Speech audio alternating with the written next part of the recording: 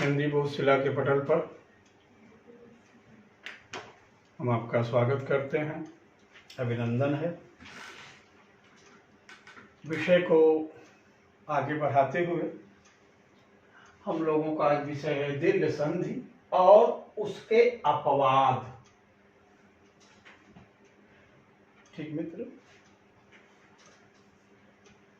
इससे पहले वाली क्लास में हम लोग संधि की पूरी भूमिका, संधि के औचित्य, संधि के कॉन्सेप्ट पर आने वाले संभावित प्रश्नों का विवरण आपस में कर चुके हैं।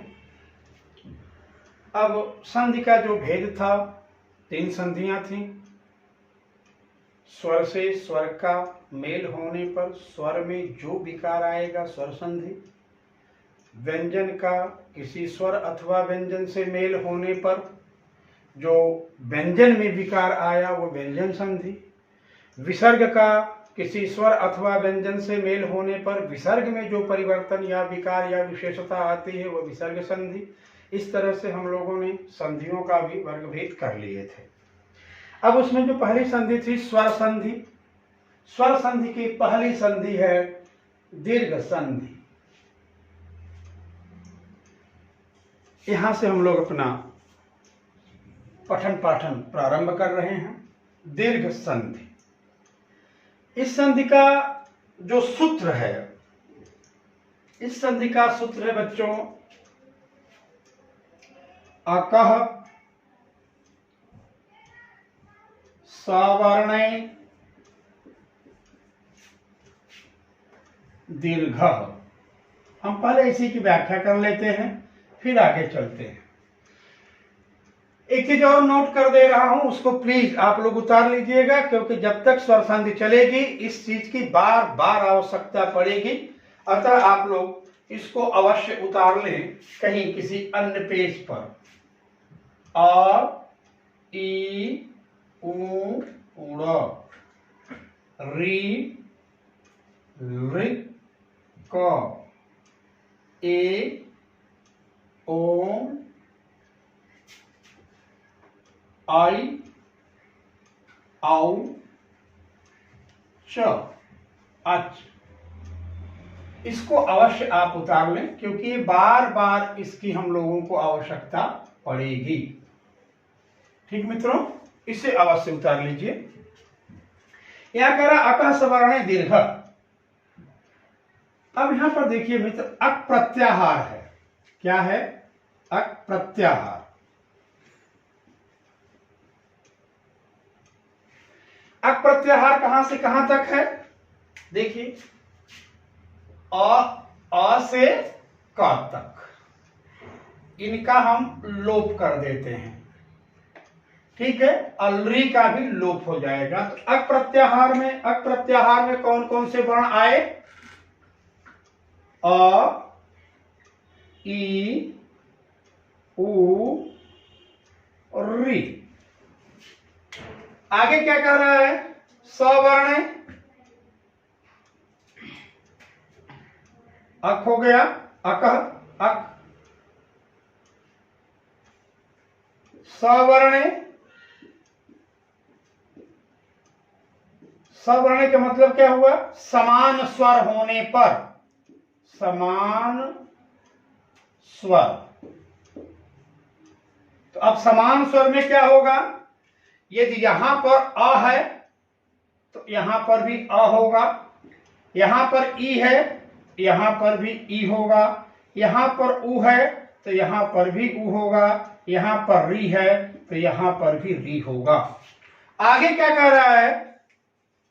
दीर्घः।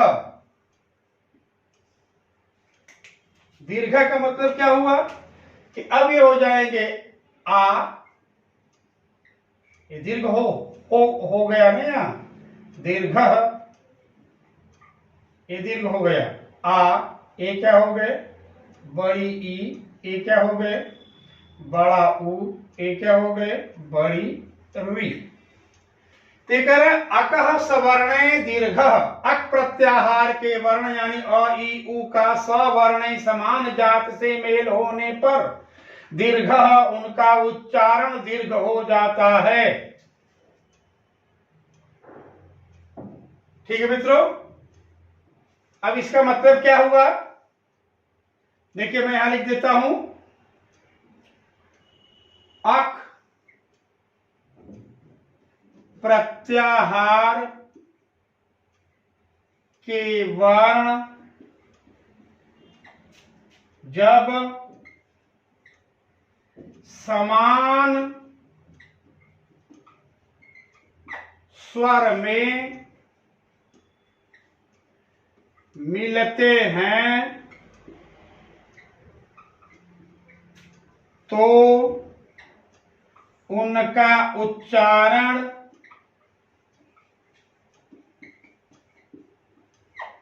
दीर्घ, दीर्घ माने लंबा, दीर्घ माने लंबा हो जाता है।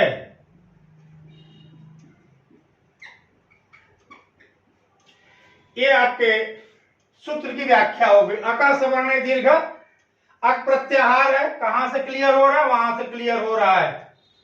अक प्रत्याहार के वर्ण कौन कौन से आए? ये आए। सवर्ण समान स्वर मिलने पर, यानी सेम अगर हो रहे हैं तो दीर्घ, दीर्घ माने लंबा, उनका उच्चारण लंबा हो जाता है। ये आपके सूत्र की व्याख्या है।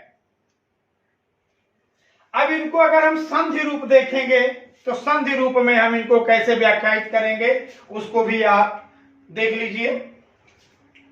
संधि रूप,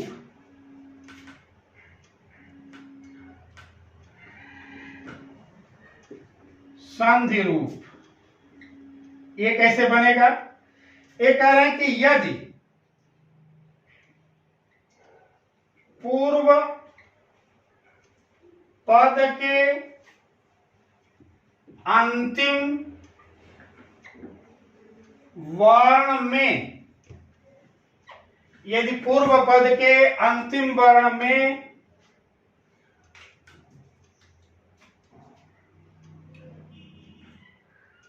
अ, ई, उ, री में से कोई वर्ण आए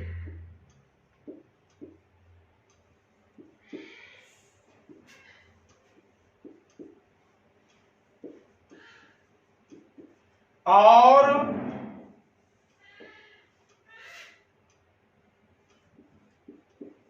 उत्तर पद के प्रथम वर्ण में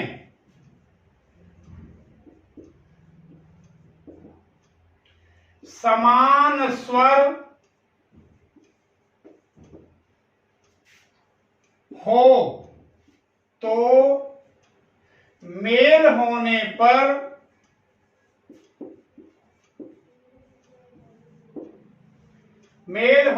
पर आ में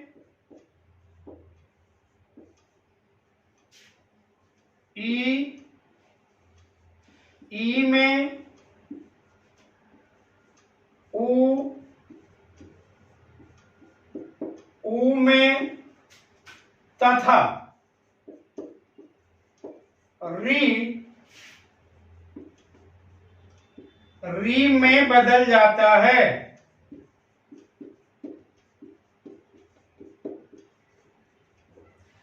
ये आपका संधि के रूप में आप इसको देख सकते हैं। आइए संधि की व्याख्या के रूप में आप देख सकते हैं। ठीक मित्रों, ये संधि के रूप में है और वो संधि के व्याख्या के रूप में है। अब सवाल आता है इनके उदाहरण देखना कि इनके उदाहरण कैसे होंगे।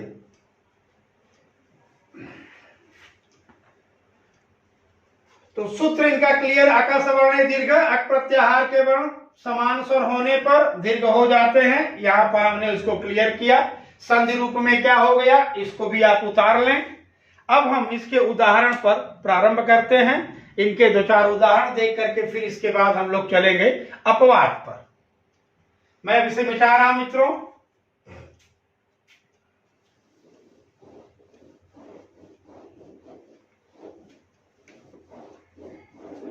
उदाहरण देखिए, जैसे हमने यहां लिखा देव प्लस अर्चन,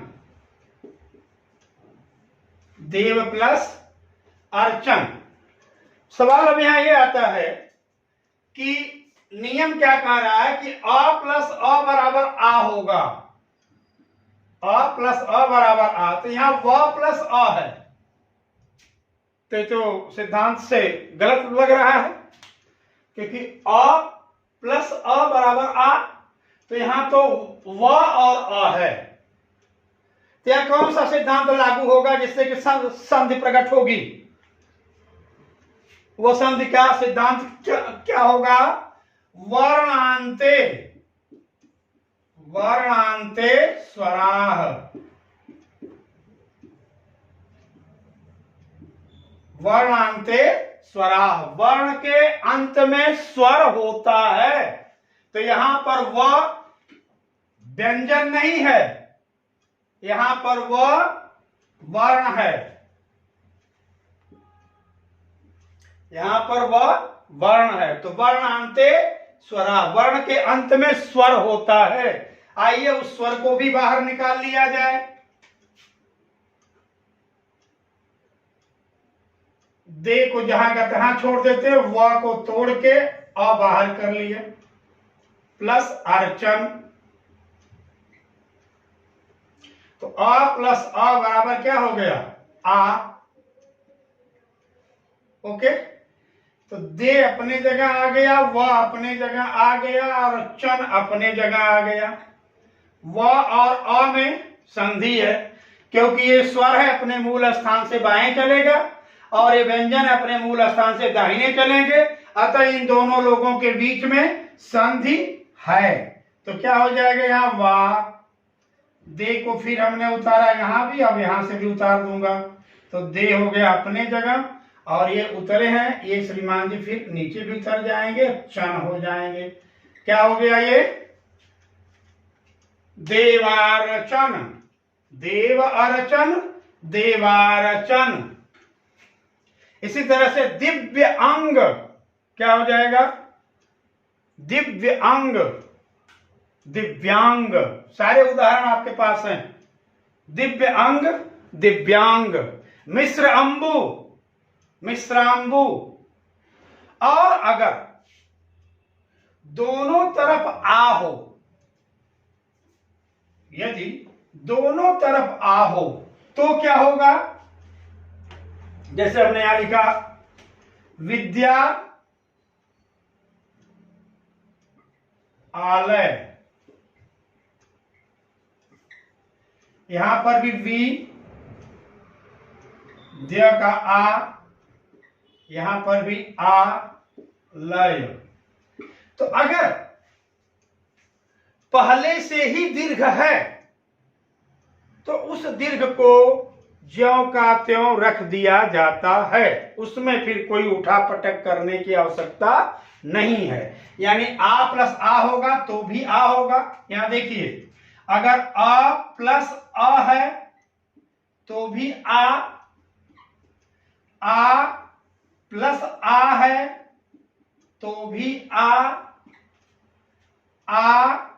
प्लस अ है तब भी आ, और अ प्लस आ है तब भी आ ही होगा।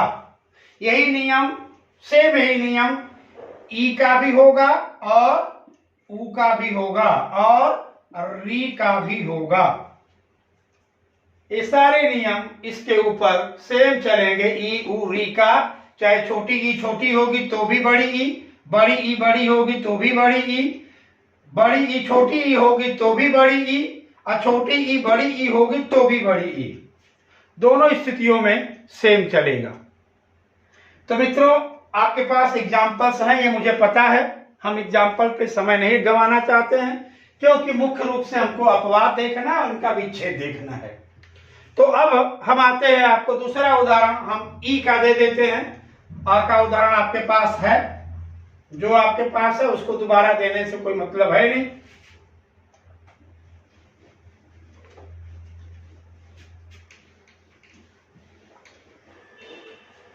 अब आइए ई का, हमने यहां लिखा कवि प्लस इच्छा,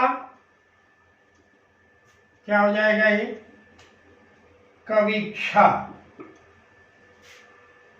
ठीक है। या इसी को कविच्छा, इसी को हम कपि भी कर सकते हैं, कपि प्लस इच्छा, तो भी क्या हो जाएगा ये, कपि, कपीक्षा, कपीक्षा,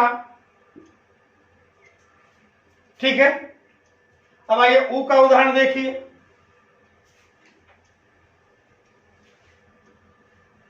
लघु प्लस उत्तर, क्या हो जाएगा ये, लघुत्तर,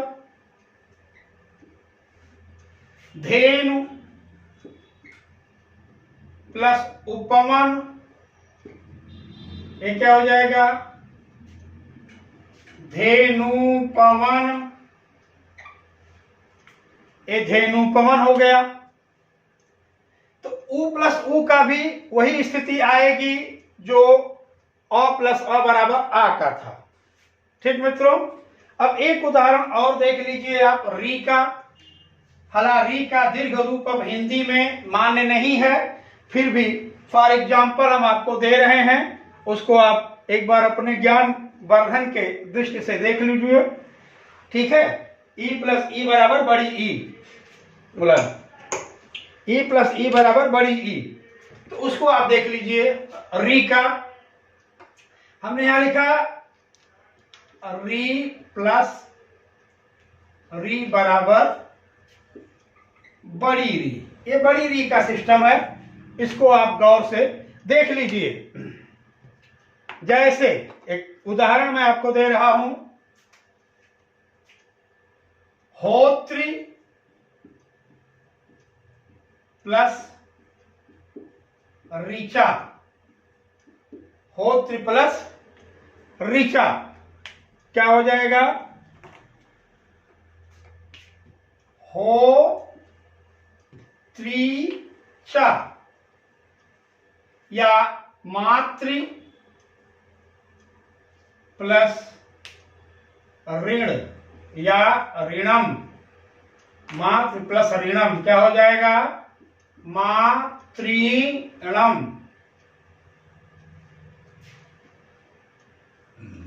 देखिए मित्र, यहां पर छोटी री, यहां पर छोटी री, लेकिन यहां पर दोनों की बड़ी री आ रही है, क्योंकि अका सवर्ण दीर्घ, अक प्रत्याहार के वर्ण समान मेल करेंगे तो दीर्घ हो जाएंगे।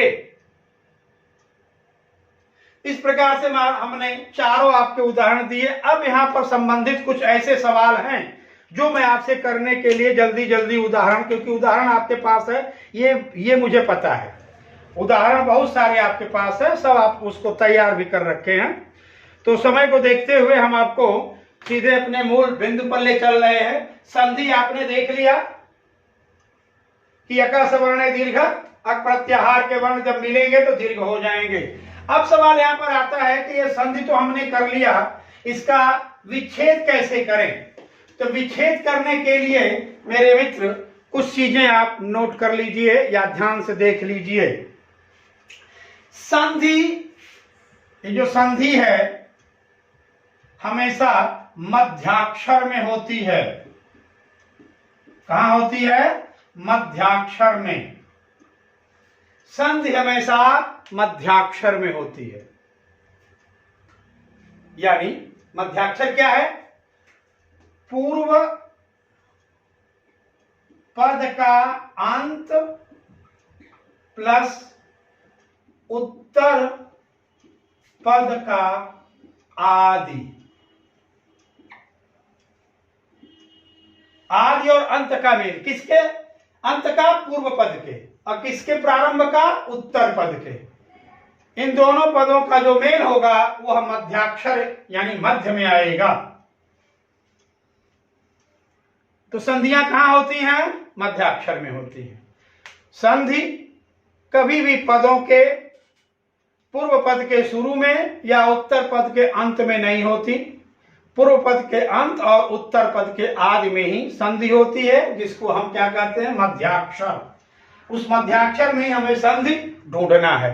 अब दूसरा आता है सवाल कि दीर्घ संधि का मध्याक्षर कौन कौन से हैं। ये सवाल पूछा जाता है, दीर्घ संधि का मध्याक्षर बताइए। तो दीर्घ संधि का मध्याक्षर क्या क्या होगा, ये देखिए। तो दीर्घ संधि का मध्याक्षर है बड़ा आ,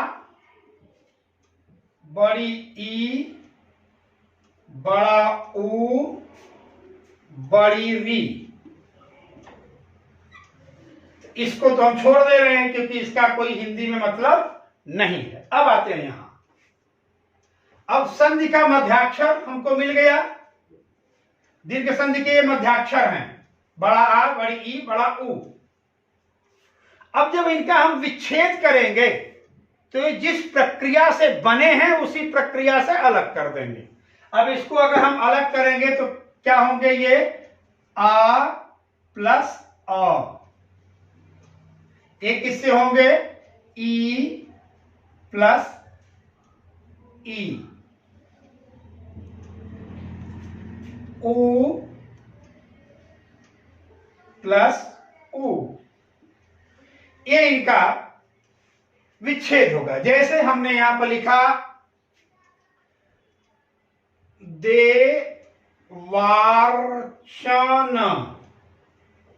अब देखिए मित्र, ध्यान से देखिए, दे क्या है, प्रथम पद का आदि है, यहां संधि हो ही नहीं सकती, ठीक है। न उत्तर पद का अंत है, यहां पर भी संधि नहीं होगी। ये उत्तर पद का ही मध्य है, यहां भी संधि नहीं होगी। लेकिन वह क्या है, ये पूर्व पद का अंत और उत्तर पद का प्रारंभ, ये दोनों है यहां। तो हमको संधि कहां मिली, वा में। वा में क्या है, आ है। वा में क्या है, आ किससे टूटेगा, अ से टूटेगा। अब दे को उतार दिया यहां, वह आ गया यहां, क्योंकि वह का जब आ निकल गया तो ये हलंत आधा हो जाएगा। और च और न यहां उतर गया। व और अ का मेल हो गया तो क्या हो जाएंगे, ये पूरा पद मिलके क्या हो जाएगा, देव। ये पूरा पद मिलके क्या हो गया, अर्चन। क्या हो गया, वे देवार्चन टूट के क्या बना, देव अर्चन। ठीक है। इसी तरह से आप ई को तोड़ लेंगे, इसी तरह से ऊ को तोड़ लेंगे। री को तोड़ने की कोई आवश्यकता ही नहीं है, क्योंकि री हिंदी में अब कोई खास मूल्य नहीं रखता। ठीक है। अब चलते हैं हम यहां, आ का उदाहरण देख लिए। अब एक ई का भी एग्जाम्पल देख लीजिए, उसको कैसे तोड़ा जाए।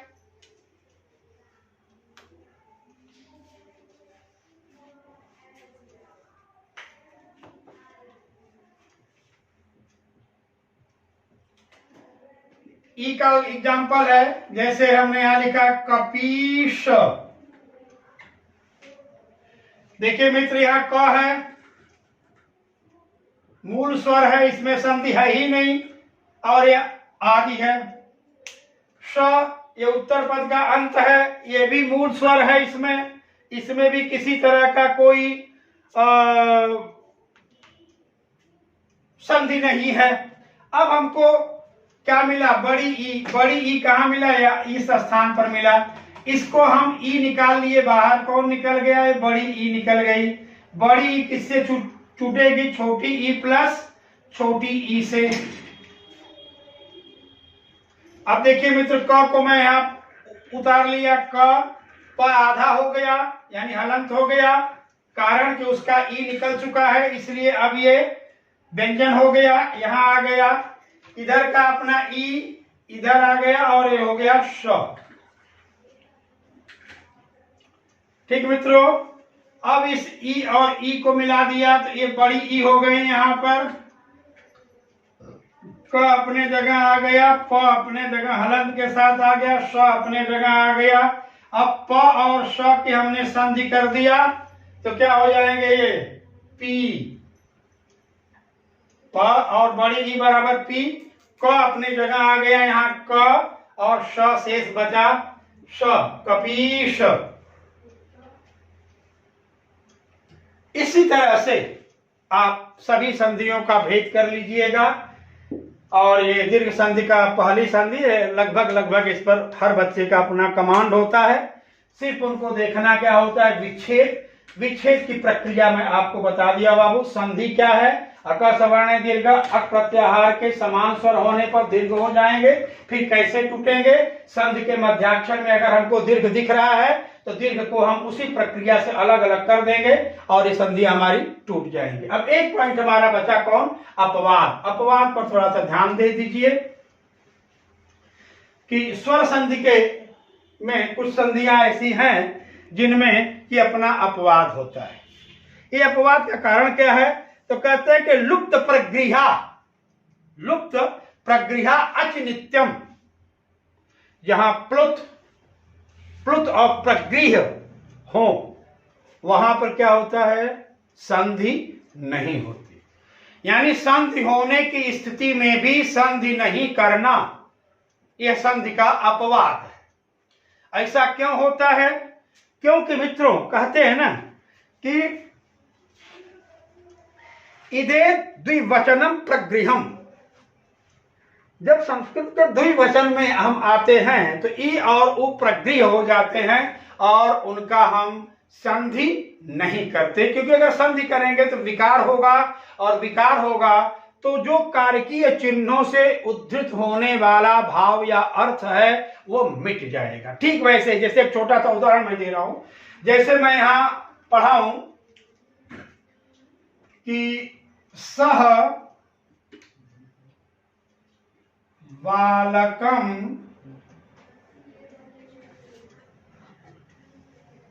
पठत।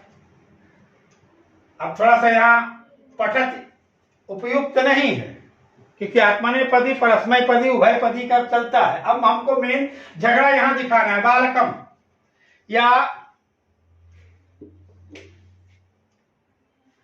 से ही करें,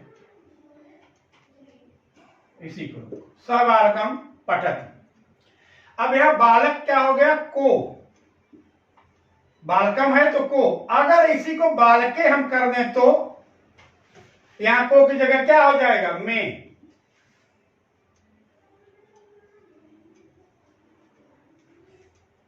अगर इसी में हम काय कर दें तो के लिए हो जाएगा। तो यहां पर जो वर्ण बदलता जा रहा है उससे हमारे कारकीय चिन्हों से अर्थ की भिन्नता होती जा रही है। ऐसी स्थिति में अगर वहां पर प्रगृह संख्या कोई आई है तो उस प्रगृह संज्ञा के लिए हम संधि होते हुए भी संधि नहीं करते, यही संधि का अपवाद कहा जाता है। जैसे एक उदाहरण है सक अंधु।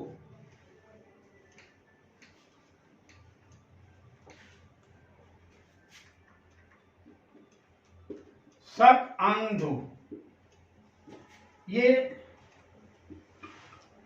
सकंधु ही रहेगा। अब यहां देखिए अ और अ मिलकर सकांधु हो सकता है, लेकिन सकांधु नहीं किया जाएगा क्योंकि प्रगृह संज्ञा होने के कारण यहां पर संधि का औचित्य है पर संधि नहीं होगा, यही संधि का अपवाद होगा। इसी तरह से कर्क अंधु, कर्क प्लस अंधु। अब करकांधु नहीं होगा, यहां करकंधु ही होगा, करकंधु। यहां अब करकांधु आप चाहें कि हम यहां करकांधु कर दें तो करकांधु नहीं हो पाएगा। उसी तरह से मार्त अंड, मार्त अंड क्या हो जाएगा, यहां मारतंड। संधि की स्थिति को देख लीजिए, संधि होते हुए भी संधि नहीं होगा। सार अंग,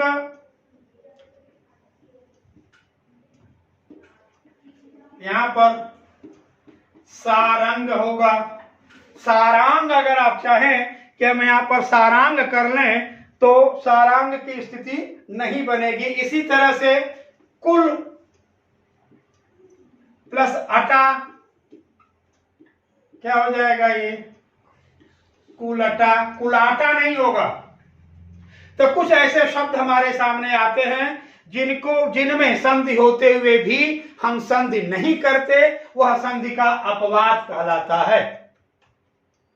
ठीक बच्चों, तो संधि की प्रक्रिया, विच्छेद की प्रक्रिया, उसके अपवाद और कुछ उदाहरण के साथ हम दीर्घ संधि को क्लियर किए हैं। क्योंकि इसमें कोई खास उठापटक नहीं है। जैसे जैसे आगे बढ़ेंगे उन संधियों में हमको ज्यादा ये चीजें मिलेंगी। अतः यह सामान्य सी संधि है जिसे आप अच्छे तरह से जानते हो, पर उसके ये जो अपवाद हैं अधिकतर अपवाद ही देकर के पूछता है। इसलिए कुछ और भी अपवाद हैं, लेकिन थोड़ा यहाँ समय के अभाव के कारण हम दे नहीं रहे हैं। इनको आप नोट कर लीजिए। अपवाद अगर कभी आए तो उनमें संधि मत कर देना, ठीक है। उनके जो दीर्घ सूत्र हैं इन्हें अपने ध्यान में रख लेना। विच्छेद की प्रक्रिया हमेशा मध्याक्षर से विच्छेद कीजिएगा। संधि के मध्याक्षर में ही संध्याक्षर होता है। संधि का मध्याक्षर बराबर संधि का संध्याक्षर, उसके मध्य के अक्षर में ही संधि होती है, ठीक है। इन बातों को गौर करते हुए आप इनको देखिएगा, इनका अध्ययन कीजिएगा। मित्रों, आज की क्लास हम यहीं पर छोड़ रहे हैं। ठीक है बिंदु, ओके।